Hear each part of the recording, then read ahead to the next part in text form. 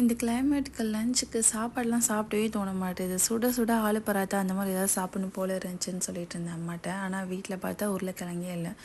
முள்ளங்கி தான் ஃப்ரிட்ஜில் இருந்துச்சு. பேசாமல் நான் சாம்பார் வச்சுறேன் அப்படின்னாங்க. ஐயோ தயவு செஞ்சு சாம்பார்லாம் வேணாம், நானே ஏதாவது பண்ணுறேன் அப்படின்னு சொல்லிட்டு அந்த முள்ளங்கிலேயே ஆலு பராத்தா மாதிரி ட்ரை பண்ணியிருந்தேன். ஃபஸ்ட்டு முள்ளங்கியை நல்லா செதுக்கிட்டு அதில் உள்ள தண்ணியெல்லாம் புழிஞ்சு எடுத்துட்டேன். அதுக்கப்புறம் சும்மா 2 வெங்காயம் கட் பண்ணி போட்டு முள்ளங்கி போட்டு மஞ்சத்தூள் மிளகாத்தூள் உப்பு போட்டு பொரியல் மாதிரி செஞ்சுட்டேன். அப்புறம் குவான்டிட்டி ரொம்ப கம்மியாக இருந்துச்சுன்னு லாஸ்ட்டாக 2 முட்டை உடச்சி ஊற்றிக்கிட்டேன். அப்புறம் ஆஸ் யூஷுவல் ஆலு பராத்தாக்கு எப்படி உள்ள ஸ்டஃபிங் வச்சு பண்ணுவோமோ அதே போல் பண்ணி சப்பாத்தி போட்டு எடுத்துட்டோம்.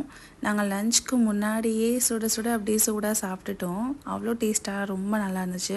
ரேடிஷ் ரொம்ப கம்மியாக இருந்ததுனால எல்லா சப்பாத்திக்குமே வரல, எங்களுக்குமே பத்தாது அப்படின்னு சொல்லிட்டு மீதி இருந்த மாவில் அம்மா ஃபூல்கா செஞ்சுட்டாங்க. அப்புறம் ஃபூல்காக்கு ஏதாவது சைட் டிஷ் வேணுமே அப்படின்னு சொல்லிட்டு நான் வெங்காய தக்காளி போட்டு தொக்கு செஞ்சுருந்தேன். அன்றைக்கி லஞ்சுக்கு சுட சுட ரேடிஷ் சப்பாத்தி அண்ட் ஃபுல்கா போட்டு சாப்பிட்டு செம்மையாக